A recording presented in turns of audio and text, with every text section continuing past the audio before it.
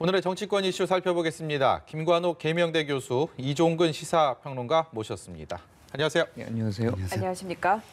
원래 당초대로라면 오늘 윤석열 검찰총장에 대한 법무부의 징계위원회가 열려야 하는데 어제 전격적으로 연기가 됐습니다. 다음 주로 연기가 됐는데 잠시 뒤에 법적인 부분에 대해서 이 징계 부당성, 적법성에 대해서 윤석열 총장이 또 문제를 삼았다라는 부분이 있어서 그 부분은 잠시 뒤에 여쭤보기로 하고 먼저 이 징계위원회가 연기된 것을 두고 이제 법무부가 그 전까지는 연기 없다라는 기조를 유지하다가 청와대에 어제 브리핑이 있었고 그 이후에 바뀌었거든요. 이런 부분들을 놓고 왜 연기가 됐을까에 대한 함합평들이 계속 나오고 있습니다. 여기에 대해서는 어떻게 좀 무게를 두고 계십니까? 아무래도 대통령의 어떤 절차적 정당성, 공정성 이 언급이 결정적으로 저는 이것을 다시 10일로 연기하는데 작용했다라고 봅니다.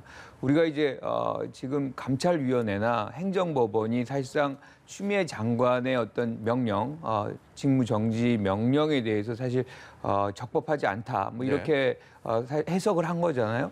이거 자체가 어떻게 보면 제도적 하자가 지적이 된 것이고 이것이 계속 누적이 됨으로 해서 어떻게 보면 이 윤석열 총장의 어떤 문제점이 내용적인 측면이 가려지고 오히려 절차적 하자만 부각이 돼서 이 자체로서 굉장히 이제 검찰 개혁이라든가 이런 부분에 부담을 주고 있다. 이렇게 청와대가 판단을 한 것 같아요. 그러니까 지금까지 굉장히 장기간에 걸쳐서 대통령이 언급을 회피하다가 이런 식으로 가면은 검찰 개혁 자체도 굉장히 어려워지는 상황. 그러니까 절차가 오히려 본질을 덮는 그런 상황이 올 수도 있겠다는 그 우려가 사실은 대통령이 이런 데까지 개입해서는 안 되는 거거든요. 그런데 개입할 수밖에 없는 상황을 법무부가 사실 어떻게 보면 자초했다라고 저는 봐요. 그러니까 이번에도 이런 어떤 징계를 하려면 징계 고지를 하고 위원회를 연다는 걸 하고 5일은 경고해야 된다는 거잖아요. 그게 충족이 안 됐을 때 사실상 오늘 열었다고 치면 징계를 해요. 그리고 나서 나중에 윤석열 총장이 징계 받고서 소송을 걸었을 때 이 절차적 하자가 문제가 돼서 사실 징계 결과가 잘못될 수도 있다는 얘기죠. 이런 부분들을 사전에 좀 공정성이나 절차적 어떤 정당성을 확보하자 이 차원이 지금 청와대에서의 어떤 생각인 것이고 그거를 이제 법무부가 계속해서 밀어붙이다가 이번에는 이제 수용을 하는 그런 어떤 모양이 아닌가 이렇게 생각합니다. 징계위원회가 연기된 이유에 대해서 여쭤보고 있는데 이종근 평론가께서는 어떻게 보고 계세요?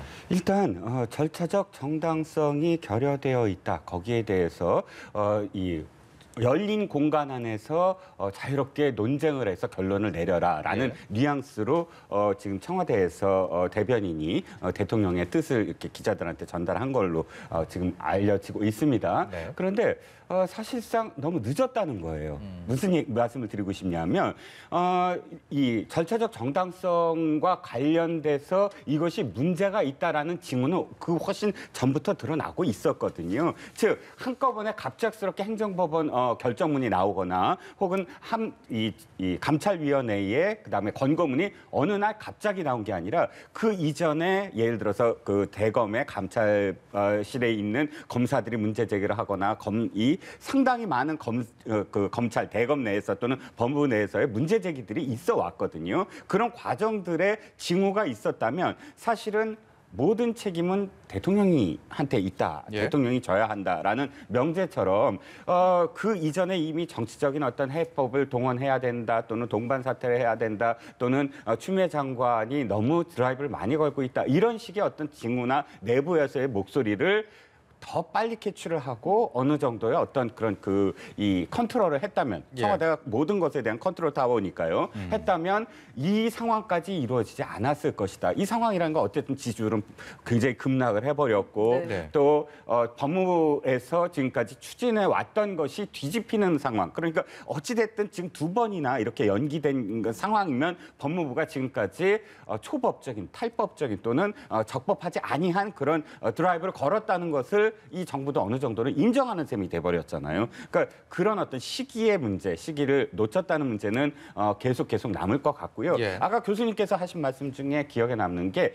개입이다라고 표현을 하셨는데 사실 이게 두고두고 나중에 문제가 될 거예요. 그러니까 불필요한 개입하지 않았어야 됐는데 개입을 할 수밖에 없었다는 말씀하셨지만 대통령의 개입이요. 그렇죠. 예. 대통령이 징계를 예를 들어서 징계위원장을 하지 마라 하라라는 것 차관한테 이 부분이 사실은 그 이외에도 그렇다면 그 정도의 개입이 가능하다면 더 많은 공정한 절차를 위한 개입을 할 수가 있다는 거잖아요. 예. 그 개입을 하면서 다른 개입은 안 되나요? 예를 들자면 투명성과 관련해서 사실 행정절차법이나 형사소송법에 의하면 소명을 해야 되는 사람들에게 기회도 줘야 되고 충분한 시간도 줘야 되고 또 투명하게 방어할 수 있는 그런 자료를 보여줘야 되는 것이죠. 그런데 지금까지 실제로 그런 어떤 수사 보고서, 감찰 보고서를 달라고 하는데 뭐 책 5권짜리의 그 뭐 스크랩 정도의 어떤 그런 분량을 줬다든지 혹은 위원회와 관련된 명단 그것도 사실은 만약에 10일까지 밝히지 않는다고 한다면 나중에 어떤 결과에 따라서는 예. 직권 남용의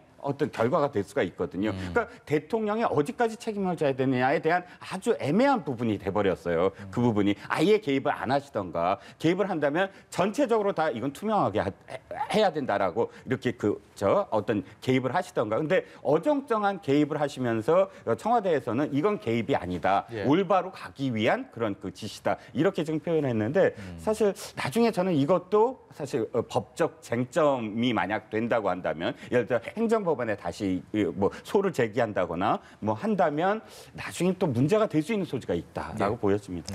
이게 뭐 개입이라고 얘기하기는 굉장히 어렵죠. 그러니까 표현을 그렇게 하셨.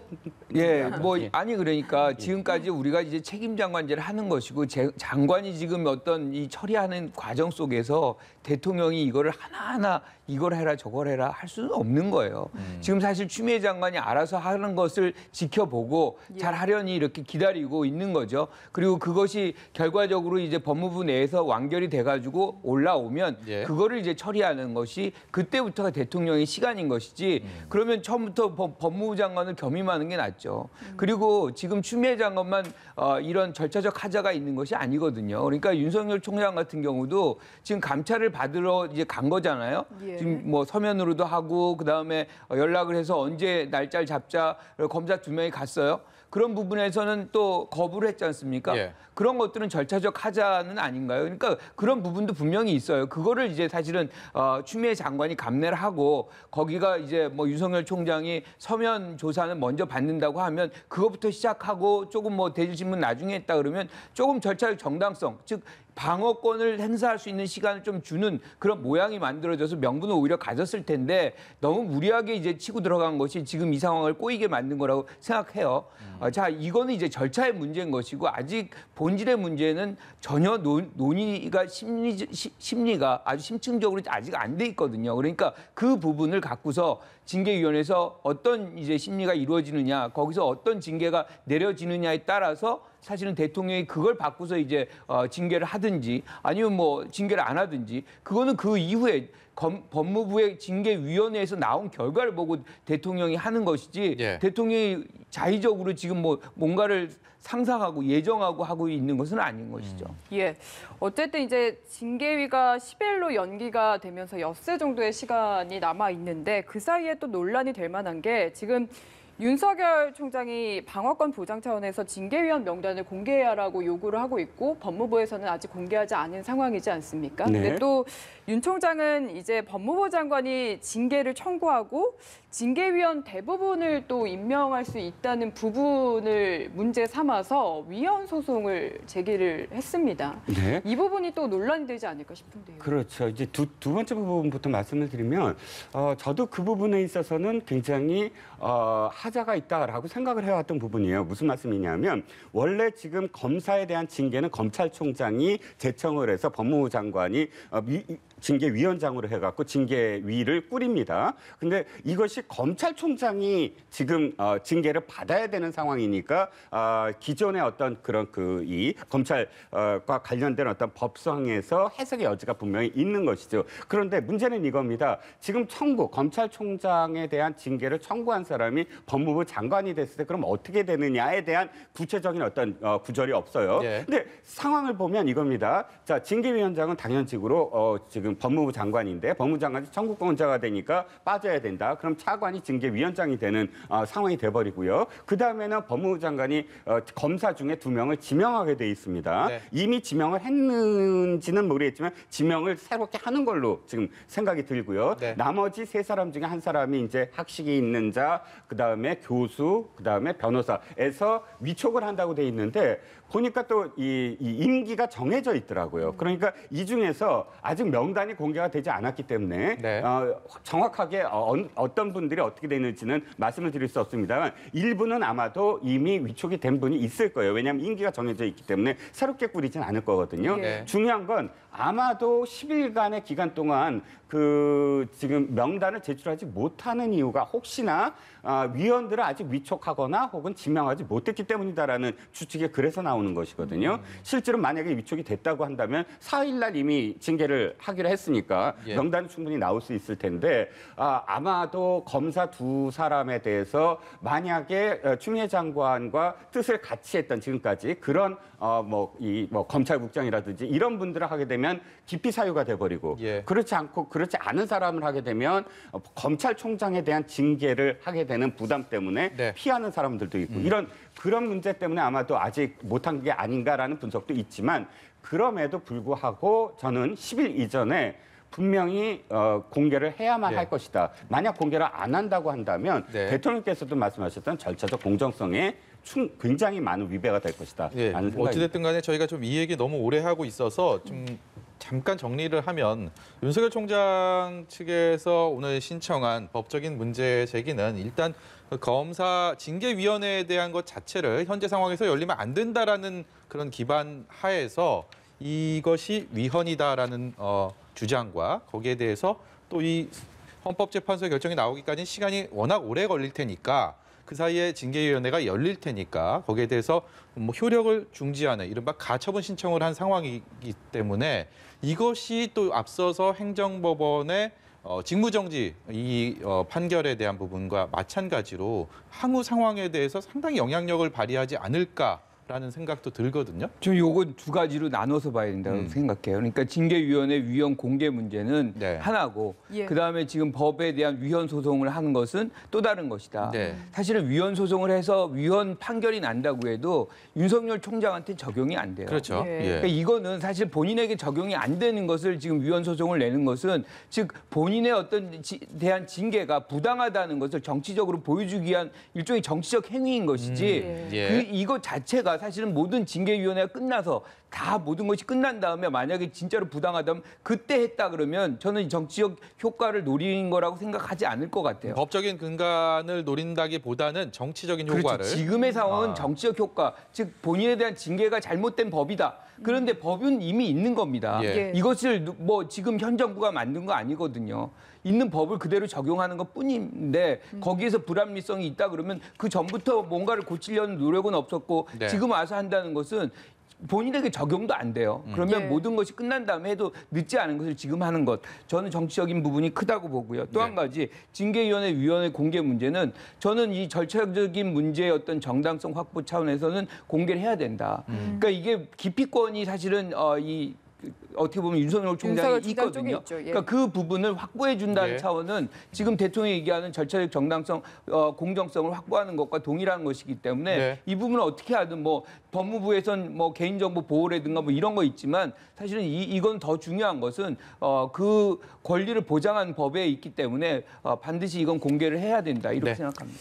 네, 어쨌든 법무부와 이제 대검 간의 갈등이 워낙 깊다 보니까 여론조사 이야기를 또 안 할 수가 없는 것 같습니다. 어제 리얼미터 여론조사에서 대통령 국정수행평가가 취임 후 최저치가 나와서 놀라신 분들이 많으셨을 것 같은데 오늘 발표된 또 갤럽 조사 한번 보시죠. 지난해 10월 그리고 올해 8월에 이어서 3번째로 낮은 수치가 나왔습니다. 이게 추윤 갈등의 영향이다라고 역시 보는 분들이 좀 많은 것 같은데 어떻게 네. 평가하십니까? 네, 저는 그렇게 보는 게 사실은 정확한 게 아닌가 싶고요. 자, 저는 지금 이 여론조사의 첫 번째 의미를 부여하는 게 이겁니다. 일주일마다 지금 정기적으로 예. 여론조사를 하는 기관이 3개 기관이 있습니다. RN서치가 수요일 날, 그다음에 리얼미터가 목요일과 월요일, 그다음에 금요일이 한국갤럽입니다. 그런데 지금 40%가 밑으로 내려간 건 RN서치나 혹은 한국갤럽에서는 이미 한두 번씩은 내려갔었어요. 지금 리얼미터가 처음으로 지금 어제 그랬죠. 예, 어제 예. 내려간 것이고요. 그런데 또 한 가지 3개 기관이 동시에 같은 주에 40%가 넘어간 건 이번이 그건 처음인 것 이번이 같습니다. 처음이에요. 네. 즉 서로 40%를 안 넘어간 여론 기관이 있었고 또는 뭐 넘어간 기관이 있었고 서로 달랐거든요. 예. 그만큼 이번에 수치는 모든 여론조사 기관에서 굉장히 급락했다라고 보여지는 것이고요. 두 번째 리얼미터에서 한 가지만 더 말씀을 드리면 예. 대통령의 지지율과 당의 지지율이 동시에 떨어졌는데 근데 낙폭이 대통령의 지지율이 더 많이 떨어졌어요. 대통령의 지지율은 6.4%포인트 떨어지고 그다음에 당의 지지율은 3.3%포인트 떨어졌거든요. 즉 대통령의 지지율이 더 많이 급락폭이 더 있었다는 것이고 이것은 어떤 걸 의미하냐면 두 번째 심리적 지지선이라는 30%대에서 만약에 당의 지지율과 대통령의 지지율이 맞물리는 거의 근접하는 어떤 상황이 벌어지고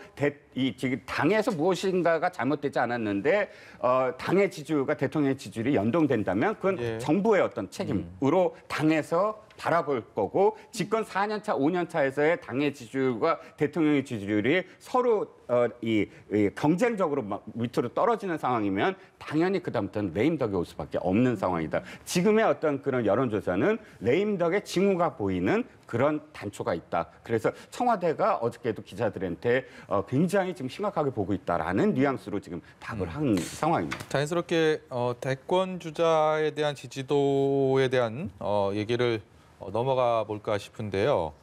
꽤 오랜 시간 동안 특히 최근 들어서는 이재명 경기지사, 이낙연 민주당 대표 그리고 윤석열 검찰총장의 이른바 3명의 어떤 득표율의 이런 부분들이 눈에 띄는 부분입니다. 어느 여론조사를 하던 간에. 근데 이 오늘 나온 한국갤럽의 조사 결과는 보시는 것처럼 이재명 지사가 물론 다 오차범위 내에서 형성이 돼 있긴 하지만 가장 많은 답변을 받았다는 부분이 눈에 띕니다. 그리고 이낙연 대표의 어떤 그 수치가 상당히 많이 떨어진 부분들. 게다가 뭐 앞서서도 저희가 전해드렸지만 측근이 검찰 조사 과정에서 또 생을 달리했다라는 부분들도 있고 이낙연 대표 입장에서는 여러 가지로 좀 굉장히 좀 충격적이고 좀 우울한 소식이 아닐까 싶은데요. 그 측근 사망 관련한 부분은 여기에 이제 반영이 되지는 않았겠죠. 10월 예. 이제 첫째 주 거기 때문에 그런데 네. 이제 이재명 지사가 지금 선두로 뭐 오차범위 내지만 이렇게 나온 거는 지금 추윤 국면이거든요. 네. 추윤 갈등 국면인데 사실상 이재명 지사는 상당히 나가 있죠. 밖에 있습니다. 한 걸음 떨어져 있는 그렇죠. 상황이죠. 이 두 충격에서 분에 가장 대해서. 멀리 있는 그런 네. 후보자 중에 한 분이기 때문에 사실상 여기서 반사 이득을 좀 본 측면이 있다는 것이죠. 그런데 이제 직접적인 관여자라고 할 수 있는 이낙연 대표 같은 경우는 이번에 당 지지율도 한꺼번에 폭락했어요. 당 대표입니다. 근데 이번에 추윤 국면에서 이 당은 전혀 존재감을 발휘하지 못했습니다. 예. 무게감도 또는 어떤 역할도 특히나 어떤 문제 해결적인 어떤 역할이라는 것이 거기서 나오지 않은 부분에서 어떤 리더십을 요구하는 지지자들한테는 굉장한 실망으로 올 수도 있는 부분이거든요. 그것이 지금의 어떤 지지율 폭락으로 이어졌다 이렇게 보고 지금 아까 대통령도 그렇고 민주당도 그렇고 지금 뭐 이낙연 대표도 그렇고 대부분 빠진 영역이 어디냐 그러면 진보 40대 그다음에 호남, 지역. 충청, 예. PK. 기존의 이 지지율을 버팀목 역할을 하시던 분이에요. 굉장히 추미애 장관이 왜 이렇게 매끄럽게 일을 처리 못하느냐. 이러다가 네. 검찰 개혁 못하는 거 아니냐라는 그런 아쉬움이 여기에서 어떤 반발로서 이탈 현상으로 나타난 건데 이분들의 어떤 다시 복귀하는 문제는 저는 불가능한 건 아니라고 봐요. 어떻게 이 문제를 잘 여하이 이제 이끌어내느냐 그것에 달려 있다 이렇게 생각합니다. 그 이낙연 대표 최측근 사망 소식 관련해서 여권에서는 이게 검찰의 강압 수사가 있었던 것 아니냐라는 식으로 지금 이야기가 나오고 있는데 이게 앞으로 어떤 식으로 좀 논의가 흘러갈지 추이도 좀 주목되는 상황이거든요. 정치권의 파장은 어떤 식으로 미칠 거라고 보십니까? 자, 일단 그 지금 고인이 된 이 부실장 같은 경우 혐의가 어떤 혐의냐면 지난 10월 달에 보도가 먼저 나왔고 11월에 선관위가 고발을 한 혐의입니다. 정치자금법 위반 혐의로 고발을 했는데 지난번 4.15 총선 때 이낙연 의원의 후보 그러니까 종로구에서의 사무실에 복합기를 대여한 그러니까 이 옵티머스와 관련된 트러스트 올이라는 회사가 그것을 빌려서 그 대여한 그러니까 돈을 안 받고 대여한 그 상황에 대해서 정치자금법 위반 혐의다라고 해서 2차에 걸쳐서 소환 조사를 했는데 사실상 지금 여당이 주장하듯이 강압 수사였을까? 변호사는 2번 다 입회를 했었고요. 또 중앙지검이 지금 수사를 하고 있는데 물론 윤석열 검찰총장이 중앙지검에 대해서 오늘 그것과 관련해서 소상히 해명을 하라라고 지시를 내리긴 했습니다만 지금의 상황에서 이성윤 중앙지검장이 관할하고 있는 수사에서 지금 여당 대표가 관련된 그런 그 수사를 함에 있어서 강압 수사를 했다 쉽게 그 믿어지지 않는 부분이 좀 있고요. 그런데 이제 일단은 이 당사자가 이렇게 됨으로써 아마도 검찰은 계속 수사를 하기에는 굉장히 힘든 어떤 부분이 될 겁니다. 왜냐하면 이 복합기만이 아니라 지금 들리는 어떤 그런 그 보도에 의하면 당시에 그런 집기류가 한 1,000만 원 정도 그러니까 그 사무실의 집기류 그다음에 그 이전 여의도 사무실의 보증금까지 옵티머스와 관련된 쪽에서 대줬다라는 혐의도 함께 지금 진술을 받아냈다라는 것이거든요. 그런데 준 사람은 진술했는데 받은 사람이 지금 이렇게 극단적 선택을 하는 어떤 상황 속에서 아마도 그 공소권 없음으로 귀결이 되지 않을까라는 생각이 있지만 문제는 이겁니다. 이것이 정치적인 문제로 이제 갈 거예요. 라임과 옵티머스 수사는 아직 끝나지 않았거든요. 또 일각에서는 아직도 여권에 많은 분들이 또 연루되고 있는 게 아니야. 물론 야당 정치인도 연루되고 있다라고 보여지지만 그것이 이제 만약에 수사의 방향이 어떻게 될 것인가에 따라서 지금 이낙연 대표로서는 큰 선거를 2번 치러야 되는 거 아닙니까? 보궐선거도 치러야 되고 자신의 선거도 치러야 되고 경선 과정이라든지 혹은 보궐선거에서 분명히 야당의 정치 공세를 받아야만 하는 그런 상황이기 때문에 이것이 공소권 없음으로 덮어진다고 해서 사실은 끝나지 않는 문제다라고 보였습니다. 네, 뭐 다음 주에는 예정대로라면 윤석열 검찰총장에 대한 징계위원회도 그리고 여당 주도의 공수처법 개정안 국회 처리도 예상되는 가운데 그야말로 국회 안개 속 정국은 다음 주에 정점을 향해 가지 않을까라는 생각을 해봤습니다. 오늘 말씀 여기까지 듣도록 하겠습니다. 지금까지 김관옥 계명대 교수, 이종근 시사평론가였습니다. 고맙습니다. 감사합니다.